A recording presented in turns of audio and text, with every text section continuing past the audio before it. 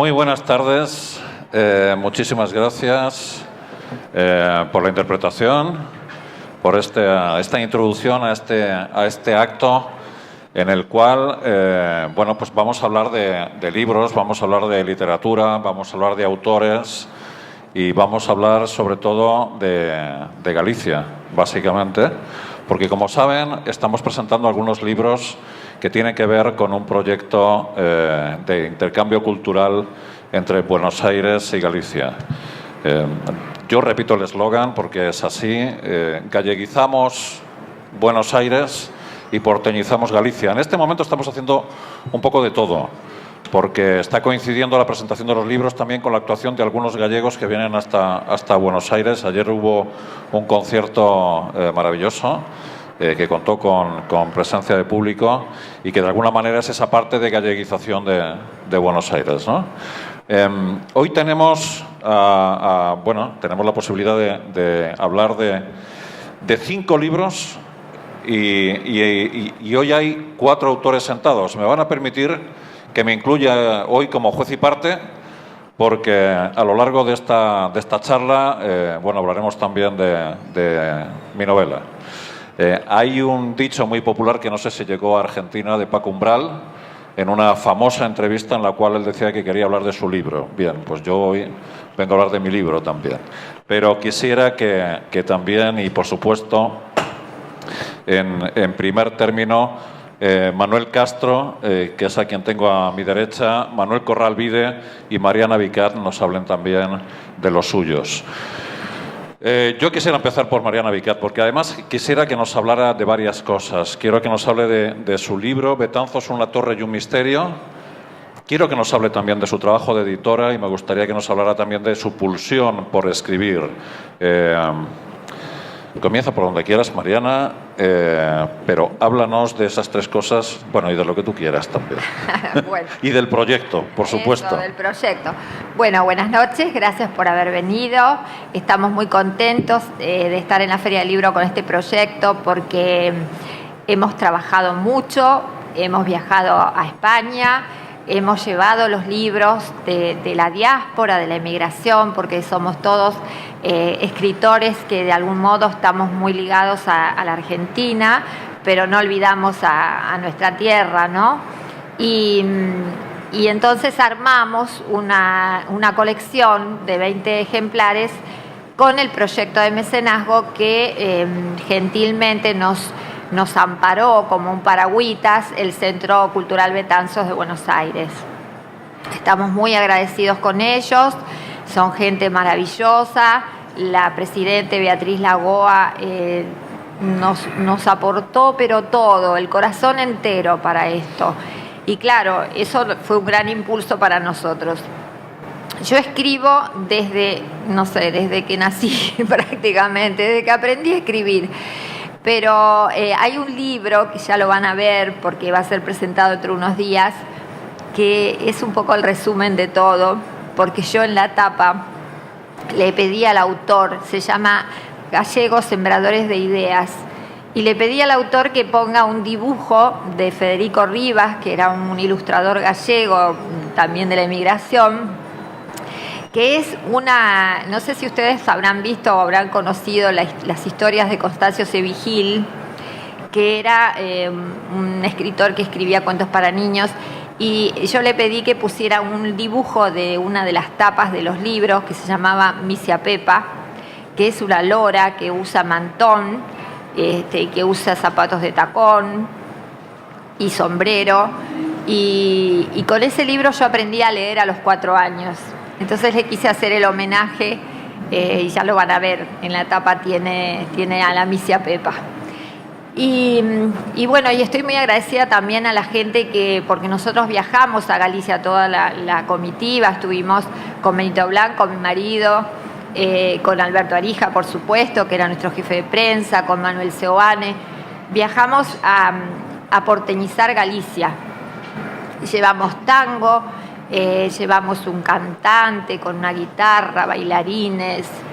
Fuimos a las universidades, estuvimos en 5 universidades en España, repartimos nuestros libros, todos los que estaban hechos hasta ese momento, que era la mitad del proyecto. Y entonces volvimos con todos los bríos que nos habían dado los españoles para seguir y venir a la Feria del Libro. Y aquí estamos. Y yo quiero contarles que están en la sala autores, que yo forcé un poquito a que sean autores, como Maripepa de Chamberí, que escribió su primer libro, porque ella es cantante, cupletista, es un encanto de persona además. Y le dije, Maripepa, para formar parte de este proyecto tenés que ser autora. Y ella escribió una novela muy linda sobre una mujer con mucha fuerza, con mucha garra, que le gusta mucho la música y por supuesto ella habla de lo que sabe, cocinando canciones, porque es autora y compositora y cantante. Y después está Chema, que Chema no es gallego, pero como siempre está acompañando a una gallega, le dimos la oportunidad de que mostrara su talento y realmente lo hizo. Hizo un cancionero muy lindo con acordes de guitarra para el que quiera aprender. Bueno, y así fuimos sumando voluntades, porque hace unos días atrás se fue el profesor Fernando Ramos Fernández, que es un profesor de la Universidad de Vigo, que escribió un libro sobre protocolo. Yo estoy muy agradecida a Manuel Seoane, porque él era mi porteador en el viaje, porque mi bolso con la notebook, con la cámara de fotos, con los grabadores, los anotadores, pesaba toneladas y el pobre me llevaba el bolso a donde íbamos. Fue una experiencia muy linda y sigue siendo una experiencia muy linda. Y bueno, hablar de uno de mis libros, porque yo voy a presentar aquí más de un libro. Este libro, que se llama Betanzos, una torre y un misterio, nació por una controversia, una disputa, algo que hay así, una rispidez, un rifirrafe entre La Coruña, o A Coruña, como se llama ahora, y Betanzos. Que uno dice, Brigantium somos nosotros, y los otros dicen, no, Brigantium somos nosotros. Y yo empecé a investigar y digo, a ver, ¿qué pasa aquí? Y creo que hay un empate técnico. Por eso me animé a escribir el libro, porque Betanzos es Brigantium y A Coruña es Brigantium. Porque en realidad era un castro muy grande, que la ciudad era Betanzos, pero la ciudad también era Coruña, porque tenía el puerto. Entonces también investigué que los romanos le decían Brigantium, que es una palabra celta, a todos los puntos cardinales que estaban a determinada altura. Ellos no decían norte, sur, como estamos acostumbrados nosotros a través del invento de la brújula. Ellos decían lo alto, lo bajo, lo caliente, lo frío. Y bueno, Brigantium era lo alto. Entonces, Betanzos y Coruña están muy pegaditas, con lo cual no tiene sentido pelearse, porque es todo lo mismo. De eso habla este libro, ¿no? Y después la torre, porque unos dicen, los de Coruña dicen, bueno, porque la torre de Hércules, que es de Trajano, la época, no sé qué, el faro, qué sé yo. Pero si ustedes ven el escudo de Betanzos, también hay una torre. O sea, está todo muy mezcladito. Y los romanos, que eran muy hábiles, determinaron que era Brigantium, que en romano es así, pero que viene, el nombre en realidad era Brigantia, porque es una diosa celta. Y bueno, todas esas cosas las fui sacando y armé la historia de Betanzos, porque realmente es una historia preciosa. Ahora tengo que escribir la historia de A Coruña para ser justa, pero empecé por Betanzos porque es el centro Betanzos el que nos cobija. Y me quedó una historia muy interesante que me parece que es como un homenaje. Resolví finalmente que fuera un homenaje al centro Betanzos por haberse portado también con nosotros. Y bueno, no sé, otra pregunta no me acuerdo, creo que eran 3. Sí,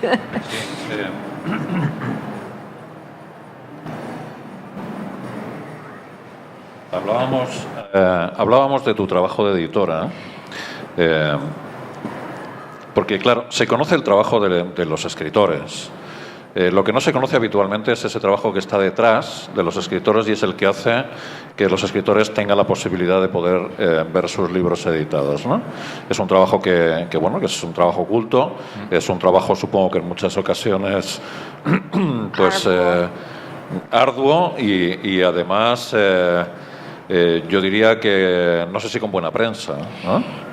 Claro, lo que pasa es que hay de todo, ¿no? Están los editores serios, los no tan serios y los para nada serios. Hay 3 categorías. Como suele decir mi marido, hay 7 clases de gallegos. Bueno, los editores también pasa algo similar. En mi caso yo soy editora porque el destino lo quiso así desde muy jovencita, porque yo trabajé siempre en editoriales, con lo cual era de cajón que tenía que ser editora. Y escribir también, porque una cosa lleva a la otra. A mí me interesaba siempre el tema de las ediciones, que fueran cuidadas, que fueran interesantes, que estuvieran bien hechas. No me gustan las editoriales que hacen libros de autor porque a veces no seleccionan bien y se mezcla un poquito. Yo edité el libro de Alberto Arija con mi sello porque no lo podía incluir en el proyecto porque en ese momento él todavía no era nuestro jefe de prensa y él es palentino. No era gallego. Claro, no era gallego. En ese momento no era gallego. Claro, todavía. Después lo hicimos gallego, pero en ese momento no era. Entonces, como él me mostró, tuvo la gentileza de mostrarme el original, y me encantó porque estaba bien escrito, porque la historia era interesante, porque la vi como una película, porque incluso hablé con Eduardo Blanco, el actor, y le dije, mirá, tenemos que hacer algo con esta obra, y él estuvo de acuerdo, para lo cual, bueno, lo vamos a presentar en otros ámbitos también y vamos a hacer grandes cosas con esta novela, porque realmente tiene mucho potencial. Pero claro, en eso el buen editor se ve ahí, el que selecciona la pepita de oro escondida entre las piedras, ¿no? Y eso es un trabajo apasionante. Los editores, como yo edité todos, porque el sello Betanzos tiene su sello en este proyecto, los libros, pero mi sello fue el que hizo la producción editorial. Con lo cual yo también tuve mucho cuidado en elegir los temas y en ver qué hacíamos y qué no hacíamos. Y la verdad que estoy muy orgullosa de estar en esta mesa porque Manuel Castro Cambeiro escribió 2 libros muy interesantes. Uno para los jóvenes, con poemas celtas, con proyección bárdica, que son poemas guerreros, que a los chicos les encantan. Y Corral Vide, que fue realmente el libro que más gustó a la gente y que más pidieron, porque tiene recetas de cocina, pero además de tener recetas de cocina, tiene unos cuentitos muy interesantes, que yo le digo que leyendo el cuentito se me quema la comida, porque son tan interesantes. Pero bueno, muy bien, estoy muy contenta con todos los autores, cada uno aportó lo suyo, todos gente muy interesante y todos emigrados, todos conocen la problemática del emigrado y no digo sufrimiento porque no es sufrimiento, pero sí el desarraigo, el dolor de haber dejado la terra nai. Y eso también lo manifestamos con la obra, porque en Galicia a veces no se tiene en cuenta eso. Queríamos mostrar eso. Bueno, y no hablo más porque si no tengo que dejar hablar a los demás. Vamos a dejar que hablen los autores. Manuel Corral Vide ha hecho un libro que desde mi punto de vista sabe y huele. Manuel tiene un restaurante muy conocido en Buenos Aires que es Morriñas Porteñas y ha escrito un libro que se llama Cocina Gallega con un toque porteño, porque él, hasta donde yo sé, sigue haciendo cocina gallega, pero claro, uno choca con el hecho de que los elementos que uno se puede encontrar en un pueblo como Betanzos o en La Coruña, pues no se los encuentra. Los pimientos de Padrón yo no sé si se dan realmente en Buenos Aires, ¿no? Entonces le pone el toque porteño, pero hace que los sabores y los olores, los aromas de la cocina gallega sigan en el aire, ¿no?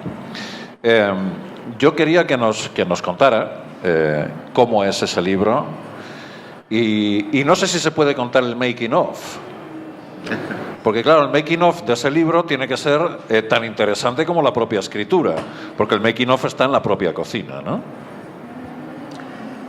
Sí, efectivamente. El libro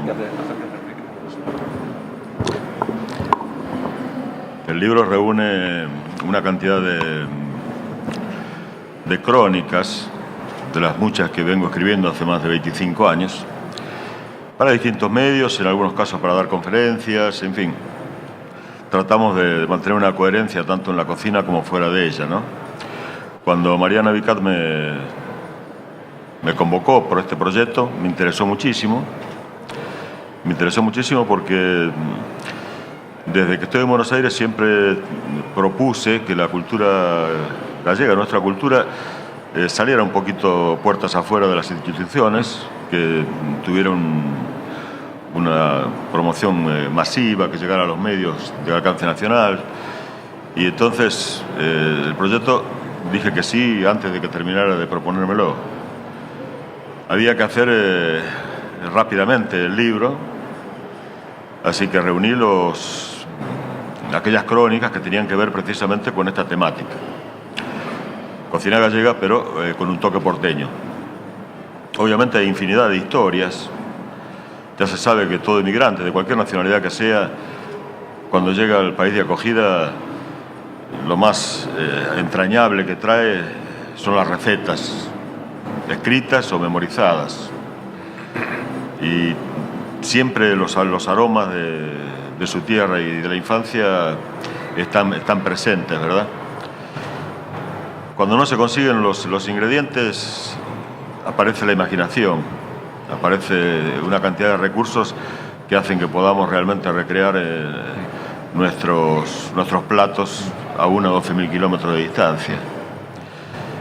Y las historias que están en el libro son muchas historias, porque el libro tiene 200 páginas, son 66 recetas, y las demás son todas precisamente crónicas.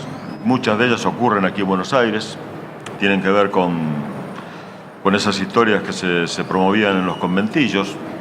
En los conventillos era donde se terminó fusionando una cantidad de gastronomías, ya que, como muchos deben saber, había una sola cocina. Había 200, 300 personas, hacinadas en algunos casos, y una sola cocina, y ahí convivían españoles, italianos, polacos, rusos, turcos, sirios, que se entendían como podían. Pero en la cocina es mucho más fácil, es más sencillo comprenderse, ¿verdad?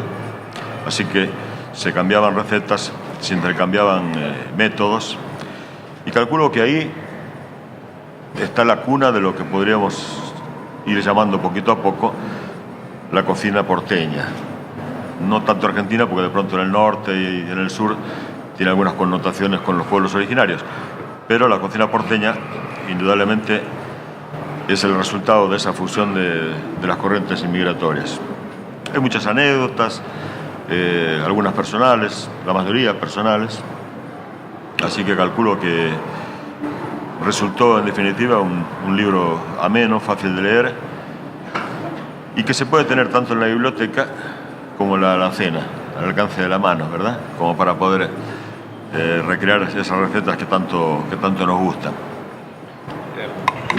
Es un libro que dices que es fácil de leer, que fusiona precisamente la cocina porteña con esos toques gallegos, o al revés, la cocina gallega con esos toques porteños, pero es fácil de cocinar, porque a veces cuando te enfrentas con un libro de recetas que viene de un cocinero, claro, uno luego quiere que le salga igual en la cocina, y habitualmente no sé si se logra.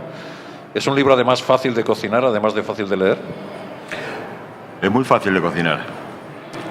De hecho, lo que diferencia la cocina gallega de las cocinas en el resto de la península es que es una cocina sencilla, que va directo a centrarse en la materia prima, en la cocción justa, y prácticamente no tiene enmascaramientos. De todas maneras, yo en mis 44 años de cocinero me encontré con muchísimos jóvenes que comenzaban en la cocina. La mayoría de ellos suele recorrer diferentes lugares, diferentes restaurantes, y cuando se le pregunta por qué lo hacen, dicen queremos aprender muchas cocinas. Y yo siempre les respondo lo mismo: hay una sola cocina. La base de la cocina es la misma casi desde el Paleolítico a hoy. Los fondos de cocción que están en algunas tablillas que se encontraron en Babilonia son muy similares en esencia a lo que hacemos nosotros en este momento. Así que las recetas mías están explicadas de manera muy sencilla, Los ingredientes, todos los ingredientes que figuran ahí se consiguen aquí en Buenos Aires. Y realmente hay que seguir un poquito como si fuera una partitura, ¿no? Porque en definitiva las recetas no son para memorizar, porque eso es lo peor que le puede pasar a alguien que intenta ser cocinero, aunque sea vocacional.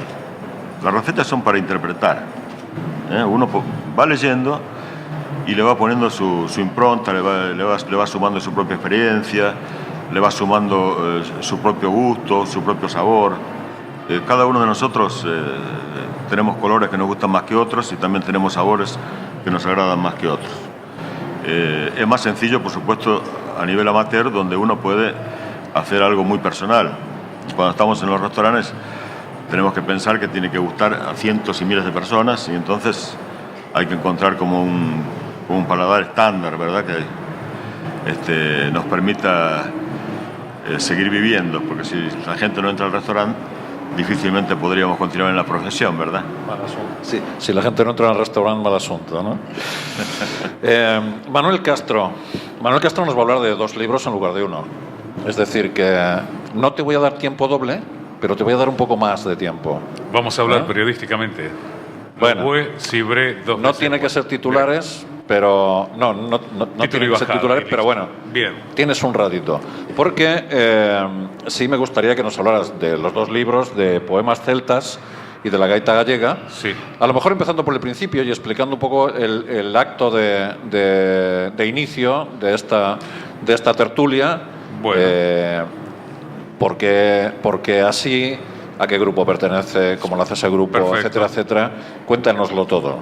Bueno, la gaitera que tuvo el honor de darnos su presencia es Alejandra Mercado, que es de la Banda de Gaita Ciudad de Buenos Aires. Como ustedes se habrán dado cuenta, nosotros los de la Banda de Gaita Ciudad de Buenos Aires somos muy ceremoniales, que es la contracara de lo que podría ser demasiado popular que se ha dado durante mucho tiempo. A nosotros nos gusta todo muy bien armado, no implica que eso sea frío, sino que al estar armado y ceremonial y no chabacano, es un respeto para quien lo ve. Es una postura nuestra. La simbología que ellas llevan las capas son simbologías que tienen muchos años, que en alguien puede pensar que es una cruz de Santiago. No lo es.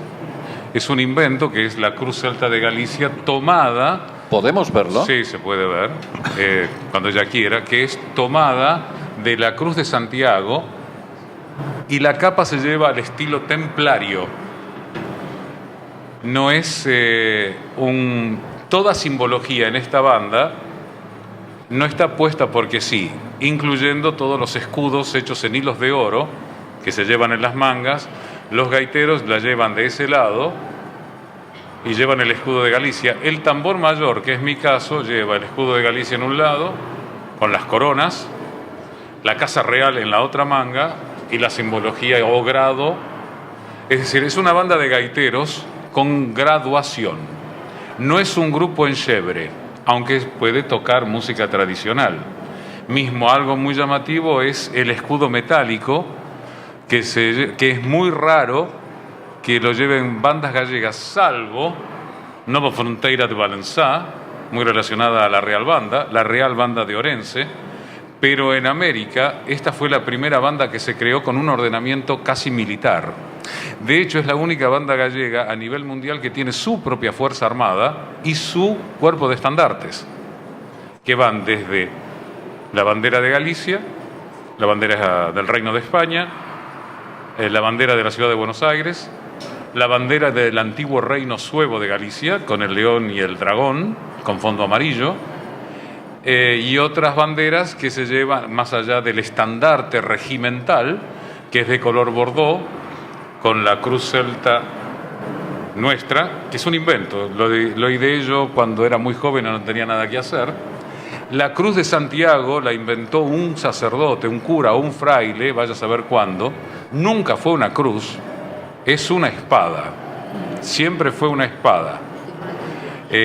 Lo que sucede que el mango, que sería la parte superior de la cruz de Santiago, en realidad es una empuñadura de un arma céltica encontrada en Lugo, Y el aro solar es una simbología típicamente celta que se encuentra desde Irlanda a Escocia. Tenemos aquí algunos amigos escoceses y irlandeses, gracias por haber venido. Y si ustedes fijan la mirada al centro, se formarán 4 hojas de trébol. Fue casualidad eso. Esa simbología que nosotros llevamos tanto de ese lado como en la espalda ahora, es uno de los elementos que ha caracterizado esta agrupación de tener sus propios símbolos. Y eso está plasmado aquí en el libro de poemas. Yo quería agradecerle también a Mariana, porque yo había guardado todo, ya había escrito, gracias Alejandra, había escrito un libro de poemas con un amigo, con el que empezamos el movimiento celta aquí en Argentina, que se llama Eliseo Maguas, y se llamaba el libro Legado Celta, se iba a llamar Un Usuartu Celta, pero me dijeron que había que ponerlo en español porque no se podía hacer reivindicación del idioma en un idioma que ya a la gente le chocara de entrada o no lo entendiera. Nuestro primer festival, muy pequeño, se hizo en el Faji Club de los irlandeses y a partir de ahí empezaron a crecer otros. Estas son las partes de los poemas que yo escribí de juventud. Es decir, cuando uno es joven cree en todas las reivindicaciones y cuando uno va accesando, es decir, se va haciendo viejo, dice, bueno, qué bien que estuvo escrito, pero no sería tanto. Porque en realidad hay uno en donde el bardo llama a los que estamos fuera, ya haciendo hincapié en la nacionalidad. La nacionalidad nosotros la llevamos, no importa donde hayamos nacido. Hay grandes, en una época como hoy, donde los estados están siendo cuestionados, los estados nacionales se conformaron a partir de clanes, tribus, pequeños estados, grandes estados. Pero las entidades culturales son supraestados.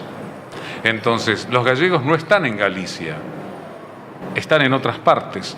Los galeses no están en Gales, también están en la Patagonia. Y desde Cardiff vienen a ver y a escuchar cómo se hablaba el galés 100 años más viejo. Y se habla aquí, en Gaiman, Trevelin y en otros pueblos de origen galés. O los irlandeses que se asentaron también.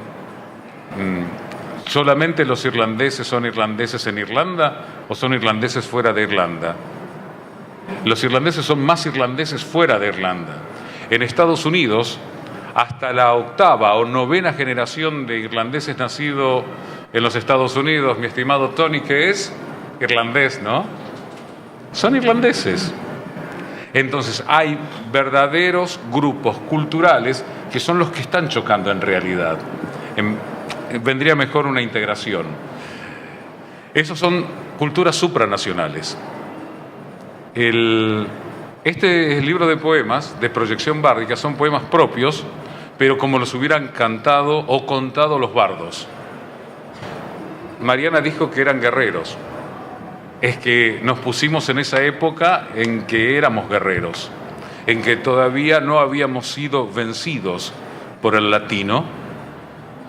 Y justamente también me dio la oportunidad, y Mariana tenía razón, de que colocar correspondencia, por ejemplo, con el fundador de la Celtic League, Alain Husard, bretón, condenado a la pena capital en Francia, conmutada 30 años después.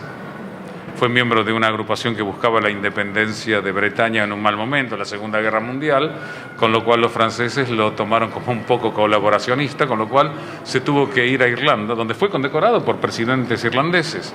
Se casó con una irlandesa, muy republicana y muy socialista, y él nos dio su apoyo. Y nosotros estábamos luchando por el reconocimiento de Galicia como nación celta dentro de las naciones celtas. Es decir, entre la Celtic League. Él los apoyaba porque nos conocía bien, yo ahí lo pongo, porque él era bretón. Y los irlandeses siempre estuvieron muy cercanos a los gallegos. De hecho, muchos gallegos de apellido irlandés que viven aquí o que estuvieron en el tercio de gallegos peleando durante las invasiones inglesas, habían nacido todos en La Coruña. Es decir, que hay una relación entre las naciones celtas muy importante. Siempre me ha molestado que en Galicia se hable de cultura castreña y no de celtas. Hay como que no quiero decir que son celtas, pero que sí que no. O sos o no sos. O se es o no se es. Nosotros eso lo tenemos claro. Y si tomamos en cuenta la última teoría, que en realidad el celta no vendría del Valle del Indo, sino de lo que hoy es el norte del Reino de España, es la cuarta teoría que está sonando, entonces veremos qué es lo que sucede.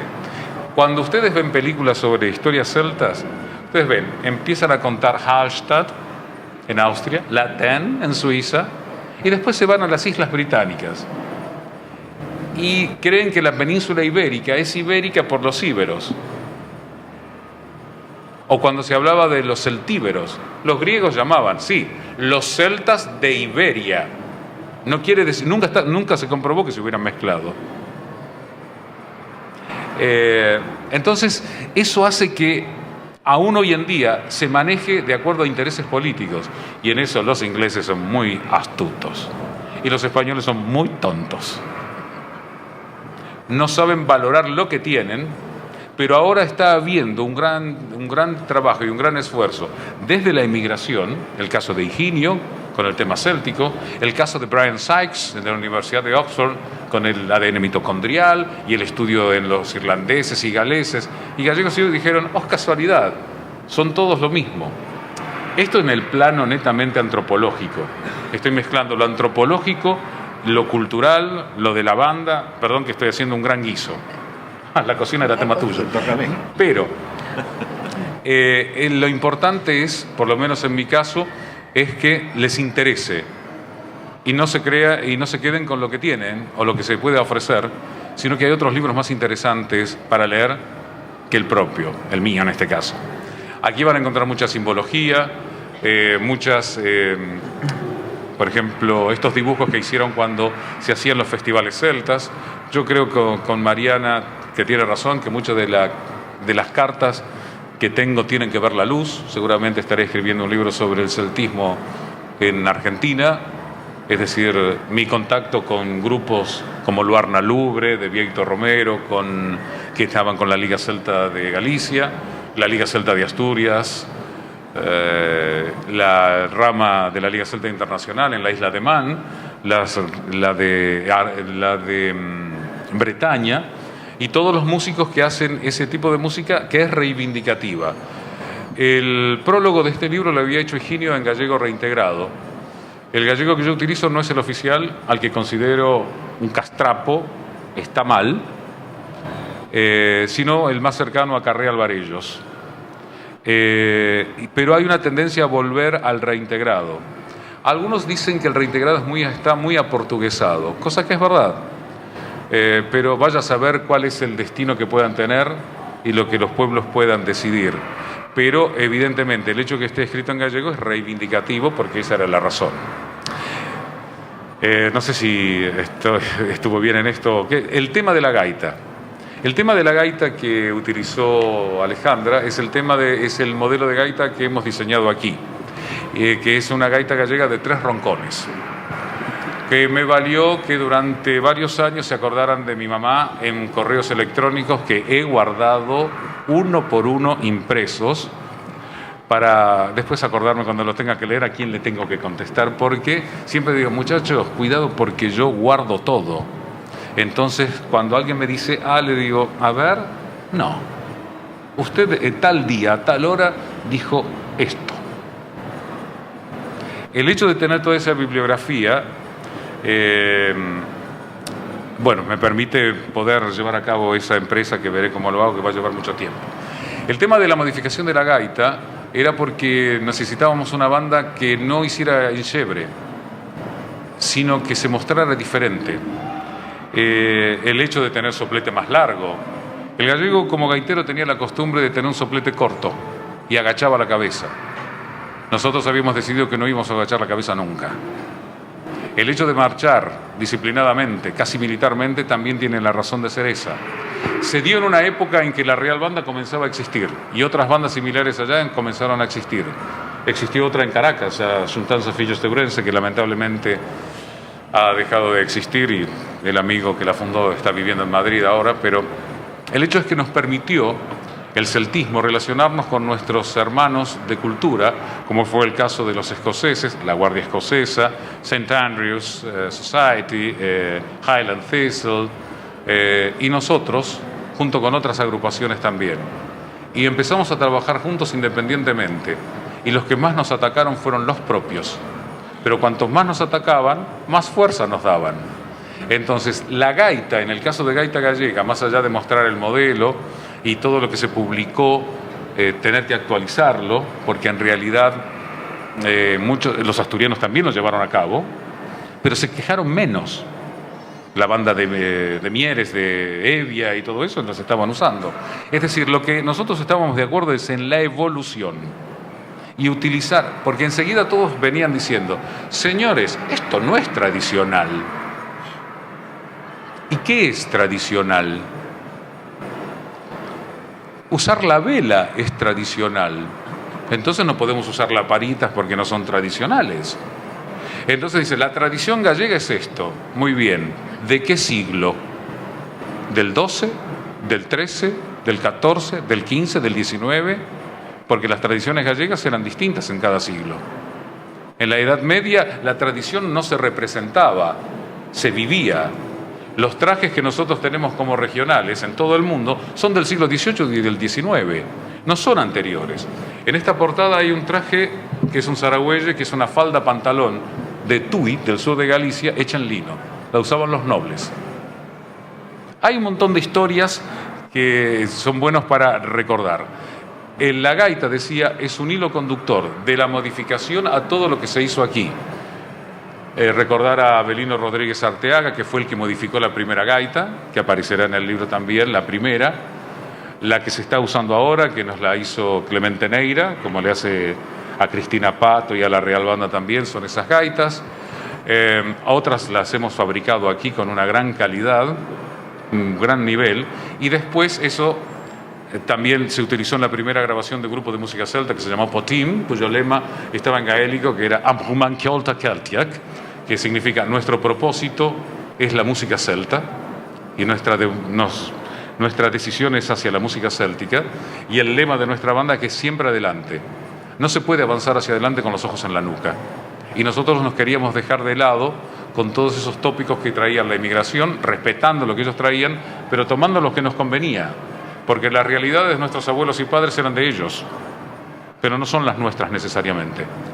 Entonces uno se tiene que ir haciendo con errores y aciertos. El hecho después de la unión con nuestros amigos escoceses e irlandeses, tocando juntos, cosa que no se había hecho, una especie de tattoo se llama, ¿no? En inglés, de encuentro de bandas, que se hizo natural en el Harold's Cati Chávez. La banda de gaita Ciudad de Buenos Aires tocó en la Embajada Británica. Señor embajador del Reino de España, no tocamos todavía en la Embajada Británica, ¿eh? ¿Está? No está, ¿no? Pero en la Embajada Británica nos recibieron muy bien. Y después la reconstrucción de combates históricos. Nosotros hemos conformado, y en ese libro está, la primera asociación de recreadores de combates históricos de Sudamérica, por ejemplo. ACARI se llama, donde están uniformes escoceses, hispano-criollos, la banda de gaitas, gaiteros escoceses, gaiteros gallegos, fusilería, banderas, y a partir de ahí, en esas batallas, que recreamos generalmente las invasiones inglesas, les toca perder siempre, lo siento, pero es así, mostramos todo lo que era el Buenos Aires hispánico, no colonial, hispánico, y contamos la historia y las tradiciones lo mejor que se pudiera, mezclando todo. Eso fue un trabajo que se hizo aquí en Argentina desde hace unos 30 años. Estoy sumando todos los trabajos. Aquí en Argentina se empezaron a editar escritores gallegos cuando en Galicia estaba prohibido. Yo creo que es una gran oportunidad para que hablemos de las dos Galicias, la europea y la de otras partes, porque ya después de tanto tiempo nosotros tenemos ya nuestra propia identidad nacional. Somos gallegos, en muchos casos nacidos fuera. Estamos integrados en un lugar donde es diferente, lo decía Manuel, a 12.000 kilómetros, pero no hemos olvidado de dónde venimos,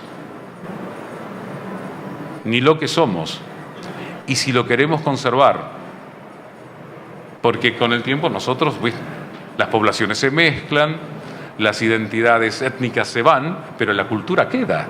Entonces, ¿queremos conservar eso? Eso es decisión de cada uno. Yo lo plasmé en un libro, ustedes en el suyo, y para adelante, siempre adelante.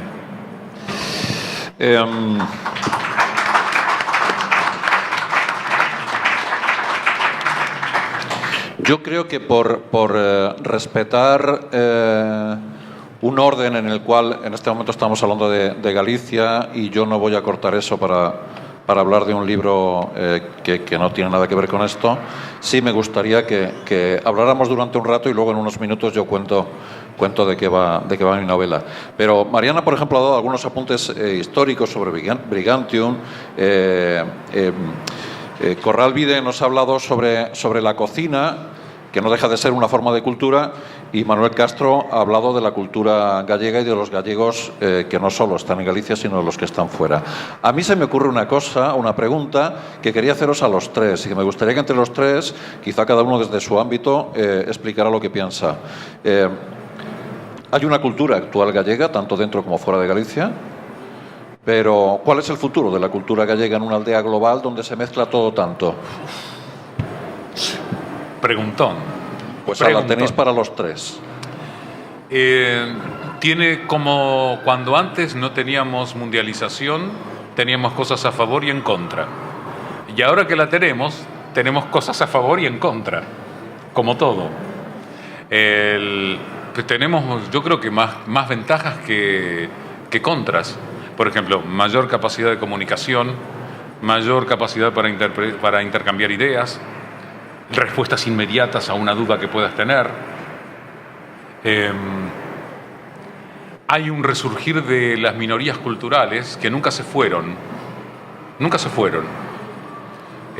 Por ejemplo, lo gallego es una minoría dentro del Reino de España.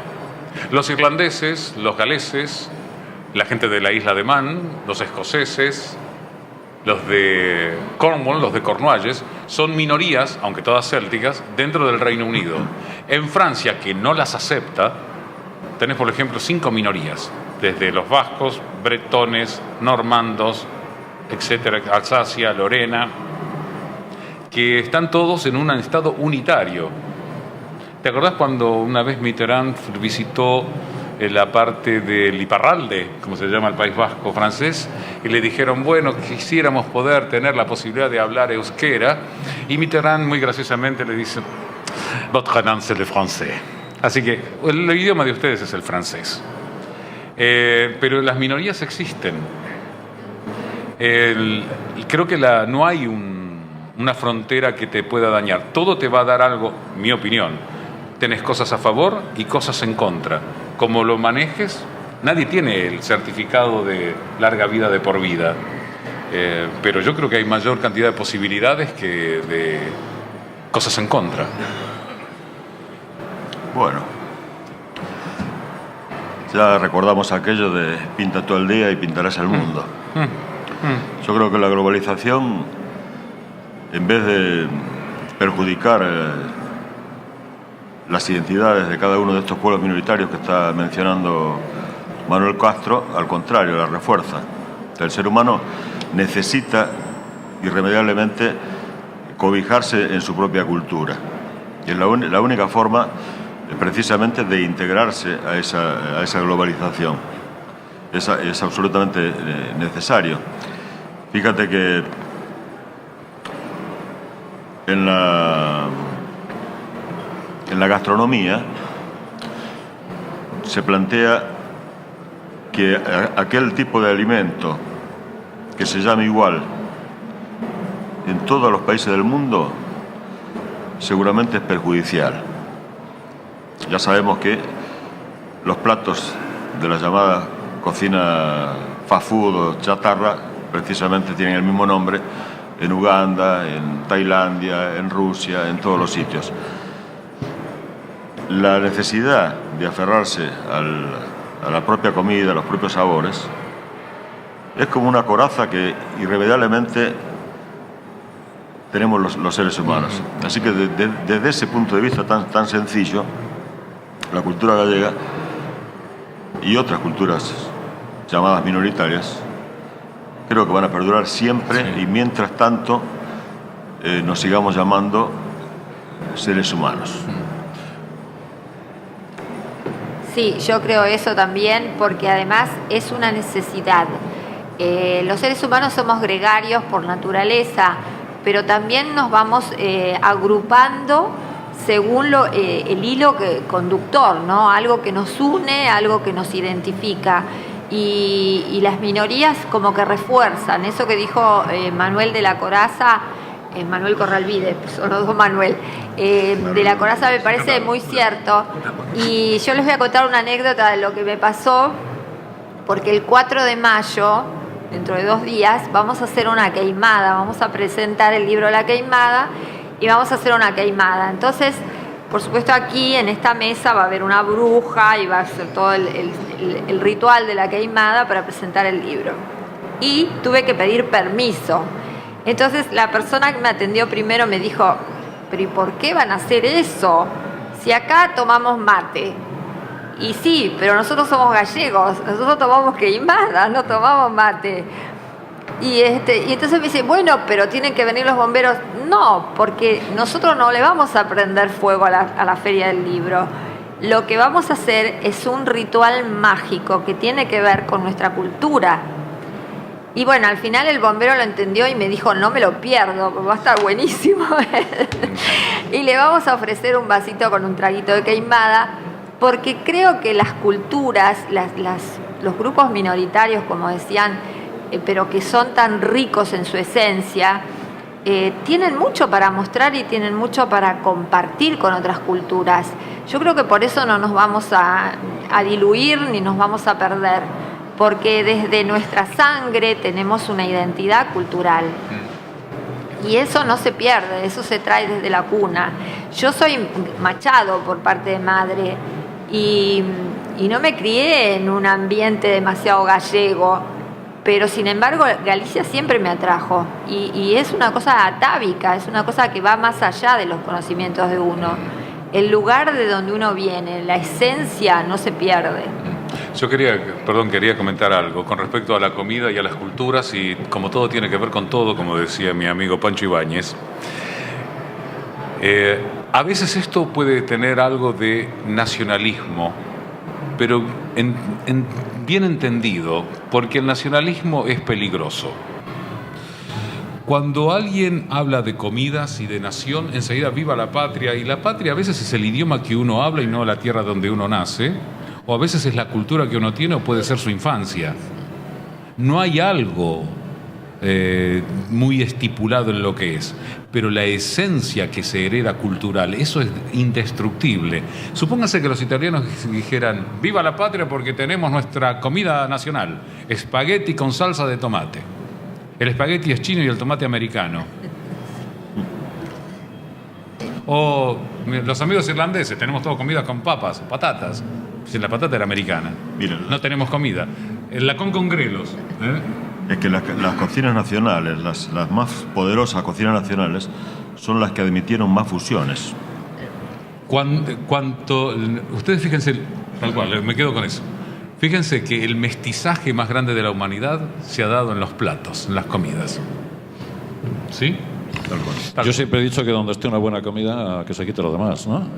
Pero lo que a mí a veces no me gusta es, ¿por qué estos somos mejor? ¿Porque el asado es mejor? No. De todos modos, cuidado con, habría que establecer, es una línea muy peligrosa. Habría que establecer la diferencia, perdóname, entre las nacionalidades y jugar a ser Asterix. ¿Asterix? Sí. Bueno, es que resistiremos y resistirá siempre a los romanos. No, pero me refiero a que no, es distinto. Defender la cultura propia, yo creo que no está. Muy buen dato. No está precisamente en jugar a ser Asterix. No, pero ahí es un buen dato. Por ejemplo, Asterix nació como la contrapartida a Hergé, que hizo Tintín, que era belga y los franceses no tenían ningún héroe. Pero los franceses están haciendo hincapié en algo que era galo. Y los franceses hoy no son galos, son franceses. Porque si fueran galos se llamaría Galia y no Francia. Cuando periodísticamente dice el presidente galo, que vino con Galois, que vino con cigarrillos, ¿no? O celtas cortos, que es lo mismo. Celtas cortos. Entonces hay que tener mucho cuidado con eso. Sí. Porque estamos hablando de realidad. Es como si nosotros dijéramos, bueno, somos íberos. ¿Íbero quién? Íbero no sé quién será. ¿Quién es íbero hoy en España? Yo no. Bueno, yo tampoco. Los íberos pasaron, pero los celtas quedaron. Sí, sí, bien. Ese fue un ataque de Asterix, de mi parte. Yo soy más godo que otra cosa. Pero, bueno, esa es la última. Bueno, es decir, que eres danés. Pero no sé. Y los godos vienen de No lo sé. Dinamarca. No lo sé. Realmente, ¿sabes qué pasa? Esto es un caos. Claro, fíjate, te iba a decir, iba a añadir al no sé, el no me interesa, porque en realidad es que no me interesa mucho. Muy bien. Me parece que uno tiene la cultura que ha ido añadiendo con la experiencia y eso es lo que de alguna manera proyecta hacia las generaciones que vienen después, ¿no? Tal cual. Y todo lo demás, pues que se dediquen los estudiosos quizá a buscarlo y a enjuiciarlo desde el punto de vista sociológico, desde el punto de vista cultural, desde el punto de vista histórico, desde donde quieran, ¿no? Pero a mí realmente, bueno, bien, soy de Palencia, soy godo, soy castellano y hasta ahí llego. Y realmente tirar mucho más para arriba tampoco. No tengo mucho interés, ¿no? Pero hemos hablado de gaitas y sí quería decir si el futuro de la gaita o la adaptación de la gaita está en nombres, por ejemplo, como algunos que se han pronunciado, como Evia, Carlos Núñez, o Cristina Pato, etcétera, etcétera. ¿Ese es el futuro de la gaita? Ese es el presente de la gaita. Sí, pero está evolucionando. Sí, claro. Incluso por ejemplo, explicabas antes la longitud de ¿cómo era? Del roncón, del roncón, etcétera, etcétera. Eso ya con las gaitas actuales. Bueno, pero que son electrónicas, etcétera, etcétera. Pero hoy las gaitas no se hacen por computadora. Y nadie dice, ay, una gaita hecha por computadora, no. Me refiero en cuanto al tipo de instrumento, perfectos. claro. Quiero decir, a lo mejor es el tiempo ya de la gaita como concepto, más que como instrumento. ¿Cómo como concepto? Sí, como concepto, como sonido, como ¿Estás concepto. por declarar musical. la guerra? Déjala hablar de su libro. No, después, no hay problema. Tenemos guitarra tiempo. contra gaita. Tenemos tiempo. ¿Cuál? Guitarra contra gaita, ¿no? Un duelo. Es perfectamente compatible. Sí, claro. Perfectamente compatible. Sí, claro. Absolutamente. Hay muchos Tú en discos. el sur, no, yo hay en el muchos norte. discos en los cuales la gaita, desde luego, hace un perfecto complemento y un perfecto dúo con las guitarras. Cierto. Sean acústicas, sean electroacústicas, sean eléctricas, Cierto, etcétera, cierto. etcétera. Pero son perfectos contrapuntos, ¿no? ¿No estamos en el mestizaje de músicas? Claro, no, por eso. Bueno. Por eso decía que a fin de cuentas las culturas se mezclan y cada cual aporta Pero siempre lo ha que sido tiene. así. Lo que pasa es que, como castellano también pienso lo siguiente. Creo que la cultura celta ha sido, no sé si más... Es que quizá emplear la palabra poderosa quizá no es el concepto, ¿no? Pero sí los celtas y los descendientes de los celtas han cuidado más el hecho de cultivar, conservar y expandir su cultura. A lo mejor por una cuestión de carácter. Sí. Eso porque fueron más combatidos. ¿Más? Más combatidos. Es verdad eso. Eso es verdad. Antiguamente no llegaron a ser un imperio. Estuvieron a punto, eso solamente lo podían hacer los druidas, pero tuvieron frente al imperio de los latinos y además su propia forma de ser. Porque vino Augustus. Augustus les cambió el norte. Porque en realidad cada pueblo, cada tribu tenía su propio rey, entonces que llegaba Julio César y no pudo Vini Vinci, porque dice gané acá y después... perdón. Usted no tomó toda la Galia, usted tiene que tomar ese pueblo y después ese otro pueblo y después ese otro pueblo y después ese tipo de ustedes están todos locos. Por eso Asterix cuando dice delirantis i romani, ¿no? Están locos estos romanos. Están locos estos romanos. ¿Tenemos tiempo para alguna pregunta de la sala incluso? Sí, tenemos media hora todavía. Da tiempo Yo creo a que que yo hable. podrían ellos decirnos qué opinan de lo que dijimos, esa burrada que hemos dicho. No, yo quiero decir que la canción del peregrino que estrenó Maripepa de Chamberí ayer con los coritos de Lucía Pérez, Chema y Javier Arellebra, tiene un acompañamiento de gaitas muy interesante que es de la banda Buenos Aires. Hay dos que están aquí. Uno es Sebastián, Ahí está. que estuvo en la percusión de alta tensión, y su esposa Alejandra, que estuvo en gaita también. Ahí está. También, entre otros. Ellos acompañaron con las gaitas la canción y fue un tributo de Maripepa, que es madrileña, a la cultura gallega y a esto de Santiago de Compostela, ciudad invitada a la Feria del Libro. Y no quedó nada mal. Y Chema toca la guitarra, con lo cual gaita y guitarra no hubo ningún problema. Tuvimos un espectáculo genial ayer. ¿Hay alguna pregunta de sala o comienzo a hablar de mi libro? ¿Hablamos? Bien, entonces vamos a hacer una línea para separar historias, porque el libro que tenemos delante es una historia que cuenta en realidad otra historia que es una vida en sí misma. Yo siempre he pensado que la vida funciona como un péndulo y ese péndulo que se mueve de un lado para otro, quieras o no, siempre vuelve para que resuelvas cuestiones que quizá no resolviste antes, y de alguna manera esas cosas vuelven de nuevo a visitarte para que tengas que replanteártelas y resolverlas. Y en realidad esta es Cartas Olvidadas, es eso. A mí me gustaría contaros hasta donde pueda o en realidad quiera contaros, sin haceros un spoiler, de lo que es la novela. La novela comienza en 1930 y finaliza aproximadamente en 1991, es decir, han pasado 60 años, es justo el tiempo en el que el péndulo tarda en ir de un lado al otro. En 1930, una niña prácticamente, que tendría 17 años, sale de Mieres, un pueblo asturiano, que seguramente muchos conoceréis, y se va a Madrid a trabajar en lo único que en aquel momento se podía trabajar en Madrid, sobre todo una chica de 16, 17 años, sin estudios, sin preparación, y va a trabajar como servicio doméstico en una casa.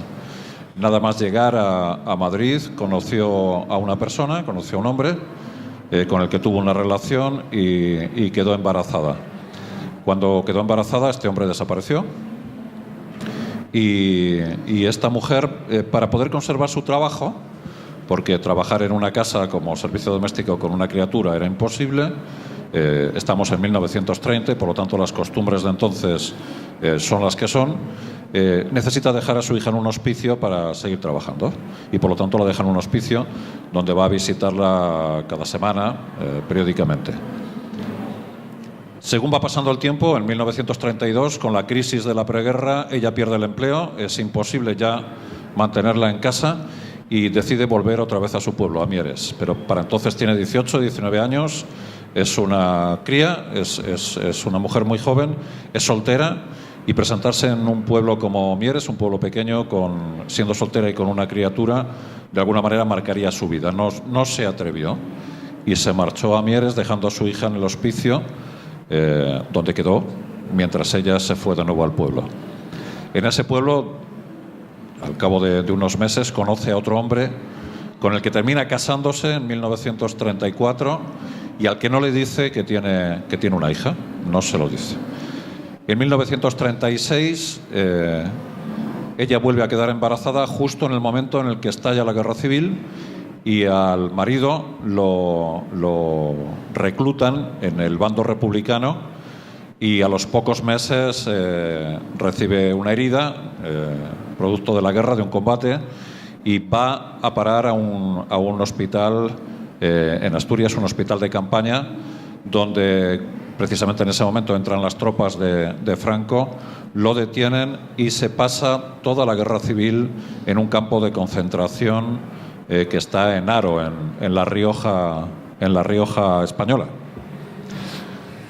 Allí está toda la guerra civil y todas las noticias que a partir de ese momento recibe de su casa, de cómo su mujer sobrevive a una guerra, de cómo es la retaguardia en una guerra civil, de toda esa gente que no combate pero que tiene que sobrevivir. Lo hace a través de unas cartas que ella le va escribiendo periódicamente y que le manda al campo de concentración, en el cual le cuenta desde el nacimiento de su hijo hasta cómo hace para poder sobrevivir. Esta mujer se dedica a revender botellas que lava y a fabricar alpargatas. Le cuenta todos los avatares y le cuenta toda la historia de lo que es la guerra en la retaguardia.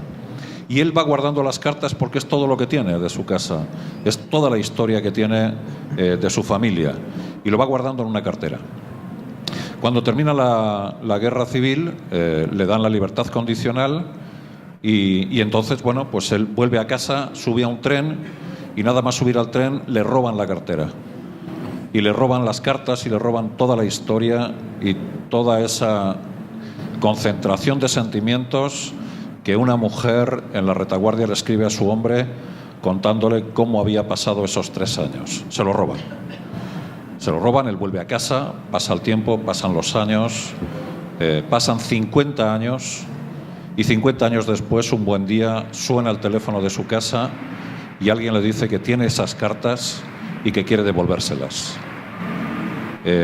A partir de ese momento, con la llegada de las cartas de nuevo, esa familia en la cual ya se ha integrado la hija que ella había tenido, porque habían pasado 50 años y muchas cosas que se cuentan en el libro, la familia se replantea sus sentimientos y se replantea sus relaciones que habían sido complicadas, evidentemente, y llegan a la conclusión de que, bueno, son el producto de algo, de unas circunstancias vitales que ninguno de los 4 había elegido.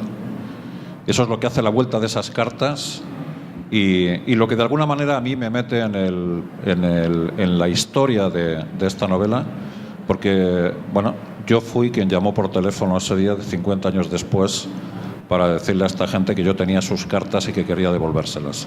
A partir de ahí se construye una historia, se reconstruye toda una relación de una familia y esa historia, que es real, que es absolutamente cierta, es la que se contiene en esta novela que se llama Cartas olvidadas, porque de alguna manera el péndulo volvió de nuevo.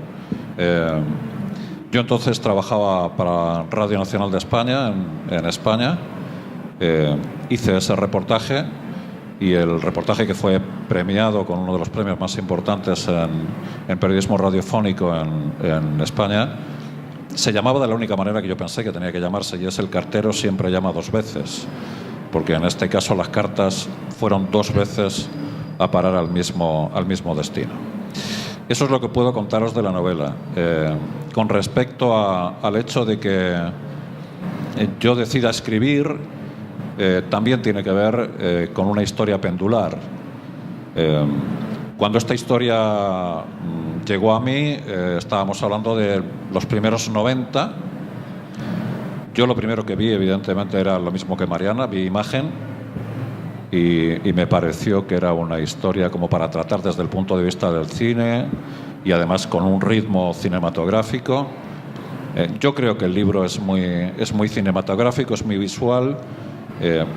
Y bueno, escribí la historia, el guión quedó paralizado en aquel momento y bueno, la historia quedó ahí escrita, en algún momento saldrá a la luz y entonces el péndulo volvió 10.000 kilómetros más allá, en el otro lado del Atlántico, porque efectivamente el péndulo siempre vuelve y siempre hace que determinadas historias se acaben resolviendo, ¿no?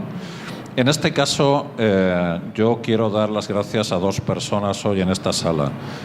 Por una parte, a Mariana Vicat, que es quien ha apostado porque esta novela esté hoy encima de esta mesa, y a la que doy las gracias porque, en cierto modo, ha sido la que movió el péndulo, de alguna manera, para que volviera, ¿no? Y también a María Papetti, que se sienta hoy en la primera fila de esta sala. María es mi mujer y es quien me soporta, quien me aguanta y quien corre en algunas ocasiones con los gastos emocionales para que yo pueda escribir. No tengo mucho más que contar, me gustaría que la leyeran, me gustaría que la disfrutaran y bueno, pues nada más. Muchísimas gracias.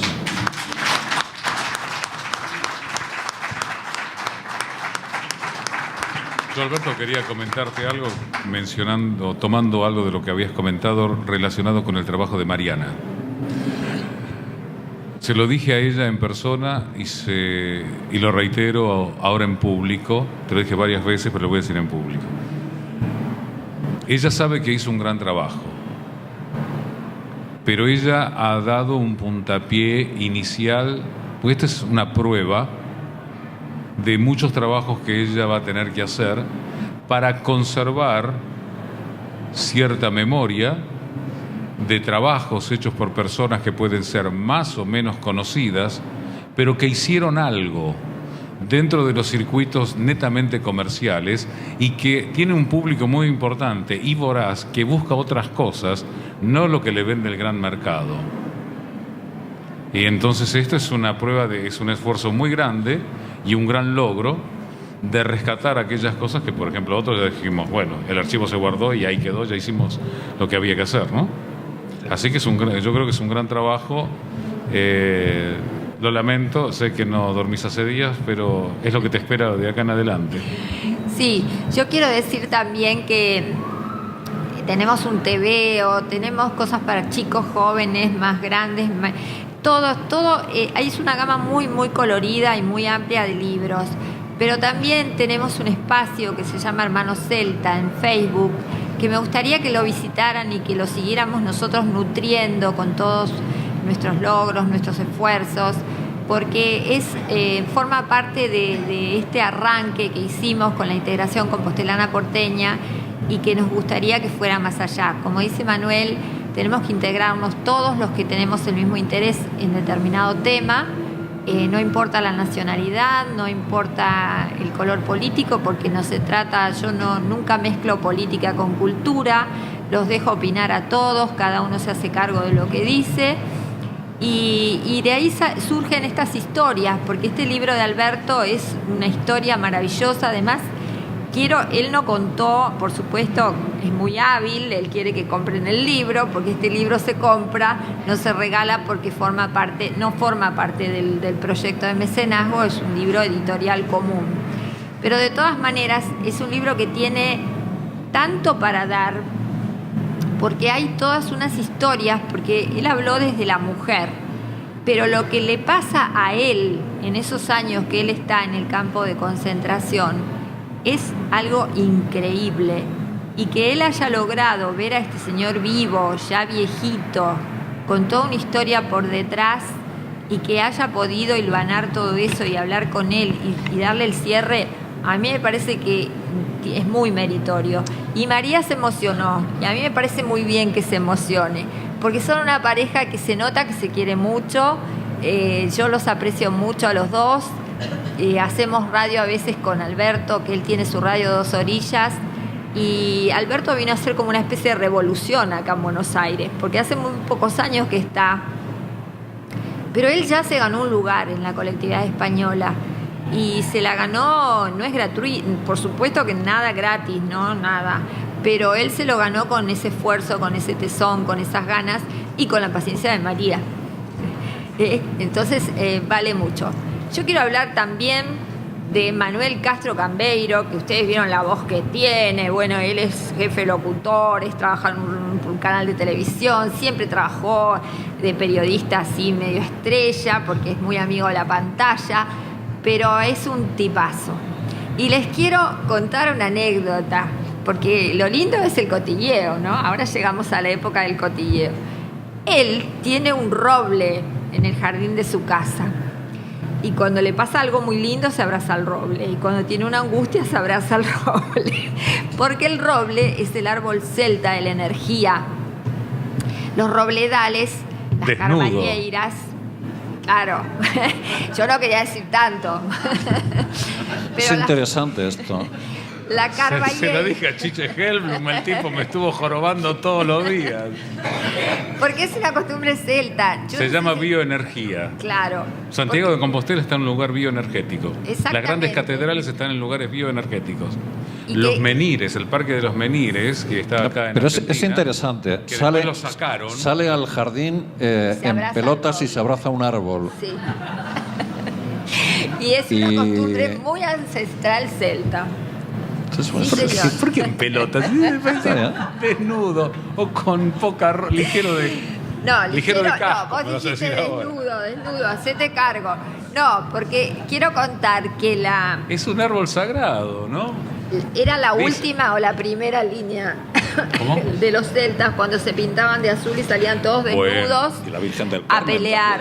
Pero eso es cuando las mujeres, cuando ellos retrocedían, Escuchen las esto. mujeres estaban en los carros y cuando ellos retrocedían, les levantaban y les mostraban a sus hijos y el tipo se volvía loco.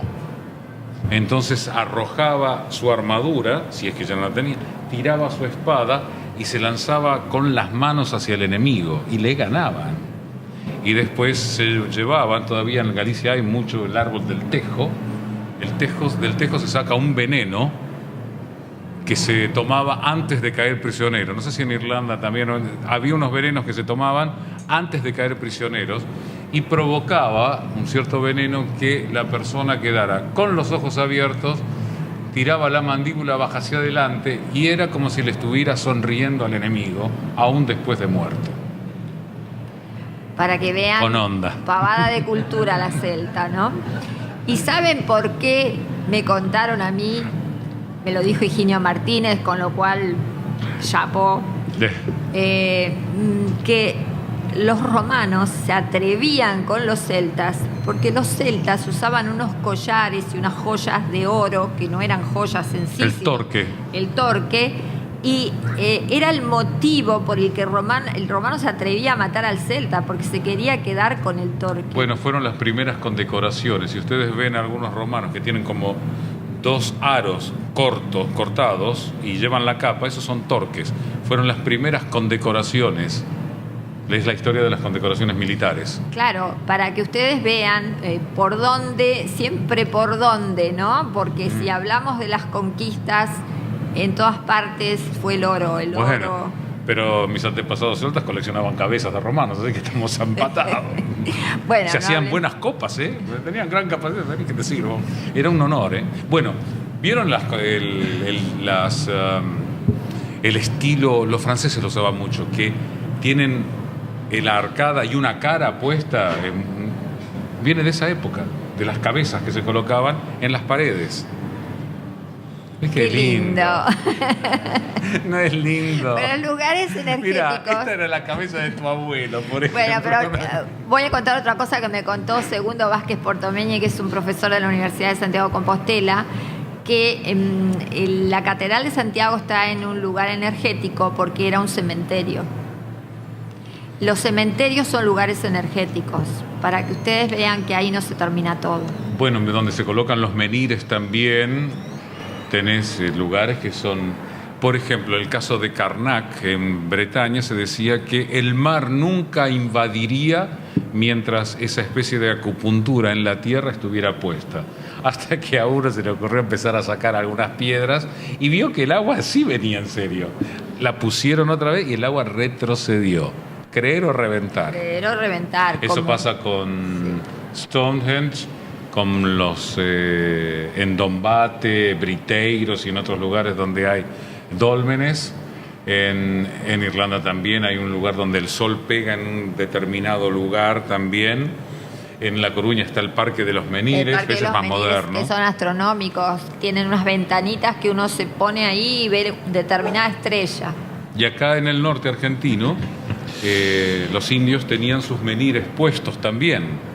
Hubo un gobierno que los sacó, no sé, un Sí, gobierno los militar, y acomodó. después los acomodó. Sí. Dijeron, no, Los puso de cualquier los manera. menires están puestos en Son distintos acomodados. lugares donde se dice que circulan cierta fuerza energética y por eso el menir está puesto ahí.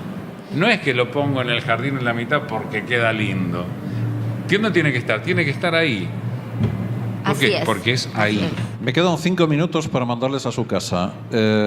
Por lo tanto, si hay alguna pregunta, es el momento de hacerla. Sí, por favor, queremos devolución. Me sorprendió eso. Quedan 5 minutos para mandarlos a... Su casa. Porque A abrazar árboles. Ah, claro. Vestidos o desnudos, A como usted buscar quiera. robles. Allí hay una. ¿Sí? ¿Le gustó? Bueno, no sabe todo lo que tenemos para contar. Venga al 4 y se toma un trago de queimada y se limpia todo. 4:30 de la tarde. Bien, pues entonces les voy a recordar... Ah, allí hay una pregunta.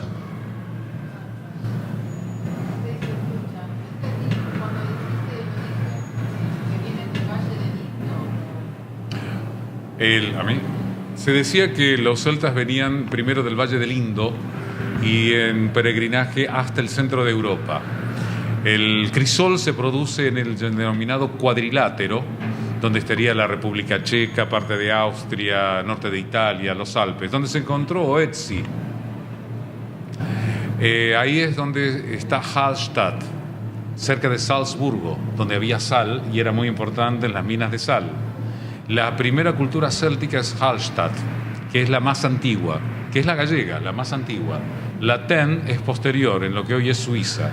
Pero hay otra teoría que está diciendo que en realidad el origen de los celtas podría estar en el noroeste de España. Es la cuarta teoría actual. Traten de buscarlo en YouTube. Busquen la cuarta teoría del origen celta. Ahí está bien explicado, porque lo vi por casualidad. Y con lo cual, bueno, las investigaciones se van a ir dando. Una teoría científica quita a otra teoría científica. En la ciencia todo es relativo hasta que se compruebe fehacientemente. Nadie tiene la verdad absoluta.